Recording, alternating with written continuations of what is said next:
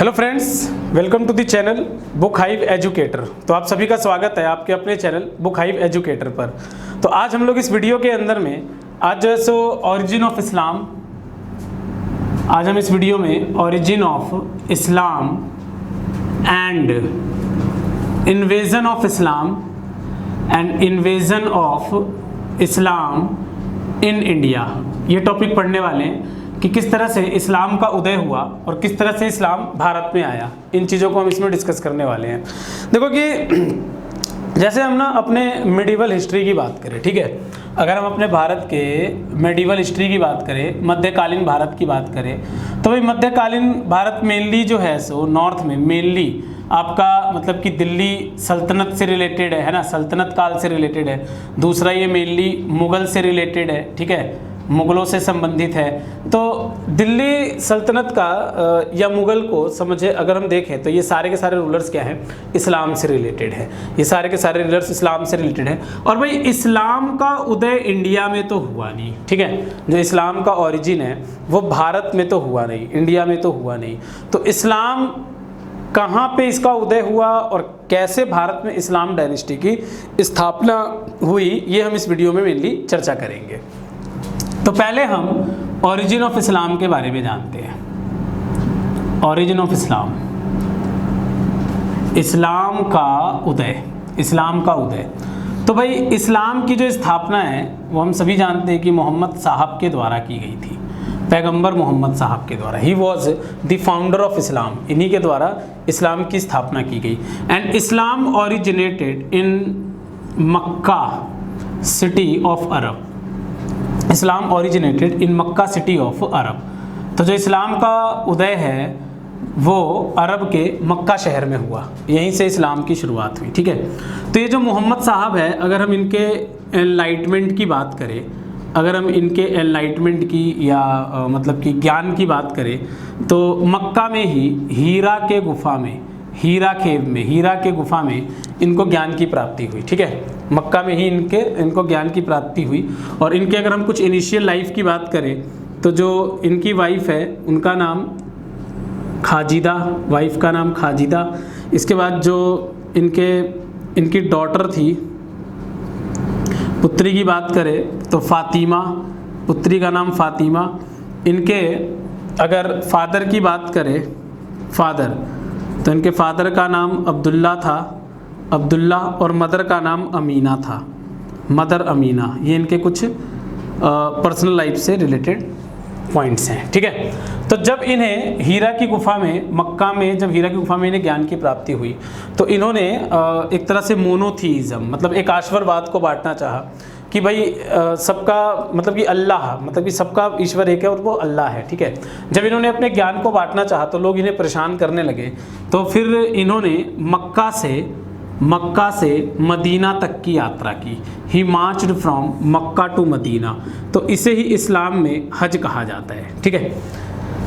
जो मोहम्मद साहब के जो मक्का से मदीना तक की यात्रा है तो इसी को इस्लाम में हज कहा गया है, इसे हज नाम दिया गया है।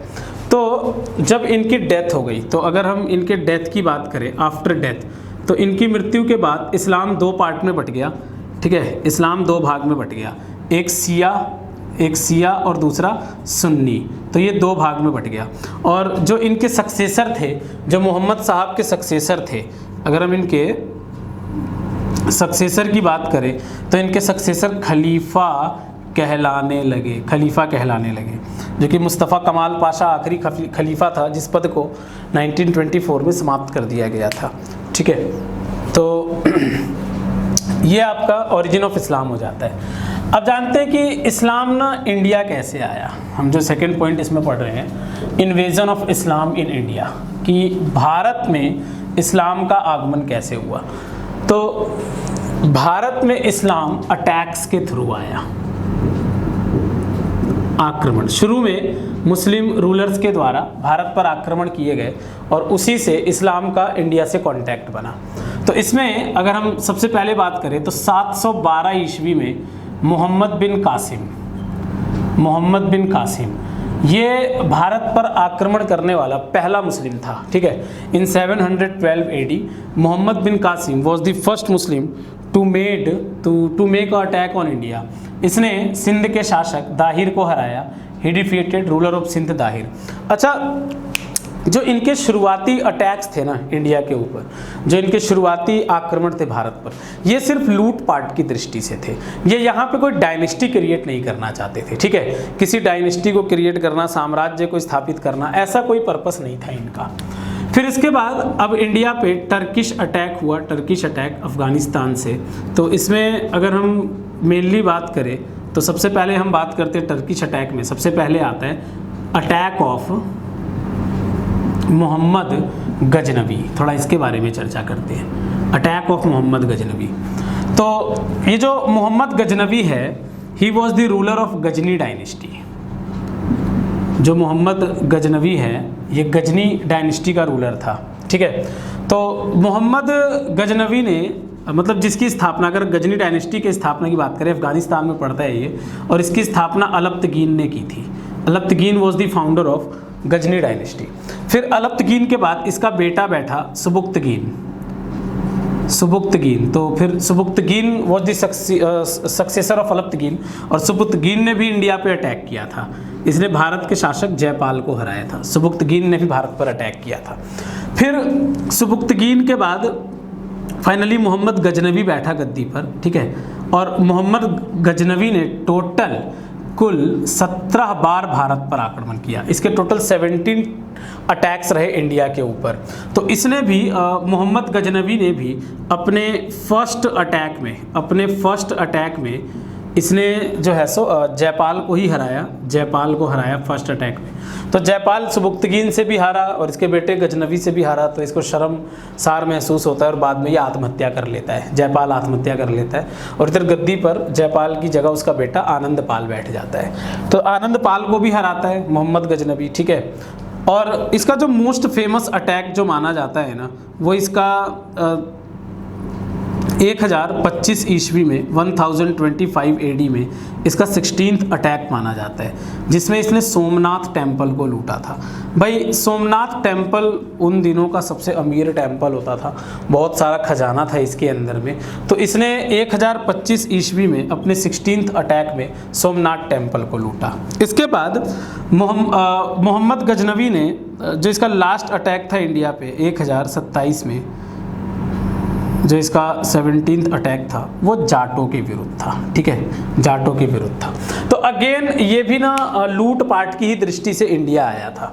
इसने भी कोई डायनेस्टी क्रिएट नहीं की यहाँ पे, है ना। जो मोहम्मद गजनवी है, टर्किश में जो मोहम्मद गजनवी है, ये भी लूटपाट की दृष्टि से इंडिया आया। 17 बार भारत पर आक्रमण किया और भारत को लूटा। इसके बाद जो थर्ड था, दूसरा हमने क्या पढ़ा, अटैक ऑफ मोहम्मद गजनवी के बारे में जाना। और अब तीसरा जो है अटैक ऑफ मोहम्मद गौरी। तो गौरी के कुछ शुरुआती अटैक्स तो सफल नहीं रहे इंडिया के ऊपर, शुरुआती अटैक असफल रहे इसके, ठीक है, सफल नहीं रहे। लेकिन इसके कुछ खास अटैक, मतलब कि वॉर्स की डिस्कशन करते हैं इंडिया में। तो 1191 में तराइन का फर्स्ट बैटल हुआ, ठीक है, फर्स्ट बैटल ऑफ तराइन। 1191 में फर्स्ट बैटल ऑफ तराइन हुआ। तो इस बैटल में मोहम्मद गौरी ने पृथ्वीराज चौहान को हराया। मोहम्मद गौरी हार गया पृथ्वीराज चौहान से। Mohammad Ghori was defeated by Prithviraj Chauhan. तो ये हार गया। लेकिन जब अगले ही साल दोबारा इसका अटैक हुआ 1192 में, पृथ्वीराज चौहान ने बहुत बड़ी गलती कर दी इसे छोड़कर, ठीक है, बहुत बड़ी गलती कर दी इसे छोड़कर। और अगले ही साल जब 1192 में जब सेकेंड बैटल ऑफ तराइन, तो तराइन के सेकेंड बैटल में अब की बार उल्टा हो गया कि मोहम्मद गौरी डिफीटेड पृथ्वीराज चौहान। कि भाई मोहम्मद गौरी ने पृथ्वीराज चौहान को हरा दिया। ये भारत के इतिहास में एक टर्निंग पॉइंट था, ठीक है। इसलिए बार बार तराइन का बैटल पूछ देते एग्जाम में। ठीक है। फर्स्ट बैटल ऑफ तराइन कब हुआ, सेकेंड बैटल ऑफ तराइन कब हुआ। तराइन का बैटल बार बार एग्जाम में पूछने की यही वजह है, क्योंकि ये एक टर्निंग पॉइंट था इंडिया के हिस्ट्री में, भारत के इतिहास में। और इसके बाद 1194 में एक और बैटल लड़ा मोहम्मद गौरी ने, और इसका नाम था बैटल ऑफ चंद्रावर। बैटल ऑफ चंद्रावर। तो इस बैटल ऑफ चंद्रावर में गौरी डिफिएटेड, गौरी ने किसे हराया, गौरी डिफिएटेड जयचंद। जयचंद जो है कन्नौज का शासक था, कन्नौज का रूलर था, तो इसे हराया 1194 में। ये वही जयचंद है जिसने तराइन के दूसरे युद्ध में गौरी का साथ दिया था पृथ्वीराज चौहान के विरुद्ध, और जबकि ये इसका ससुर था, पृथ्वीराज चौहान का ससुर था जयचंद। लेकिन जयचंद इससे चिढ़ता था क्योंकि पृथ्वीराज चौहान ने इसकी बेटी संयोगिता को किडनैप करके विवाह किया था, इसलिए इससे चिढ़ता था। फिर फाइनली 1206 में मोहम्मद गौरी डाइड। 1206 में मोहम्मद गौरी की मृत्यु हो गई, और इसी की मृत्यु के बाद, मोहम्मद गौरी की ही मृत्यु के बाद, इसी के गुलामों में से एक था कुतुबुद्दीन ऐबक, जिसने दिल्ली सल्तनत की शुरुआत की। ठीक है, दिल्ली सल्तनत की शुरुआत की, दिल्ली सल्तनत की नींव रखी। स्लेव डायनेस्टी, गुलाम वंश की स्थापना हुई यहीं से। तो दोस्तों, इस वीडियो में हमने थोड़ा सा जो है सो इस्लाम का उदय और आगमन के बारे में पढ़ा, और आगे फिर हम लोग एक इंटरेस्टिंग टॉपिक के साथ मिलेंगे आपको। तब तक के लिए आप इसको अच्छे से देख लीजिए। Good bye.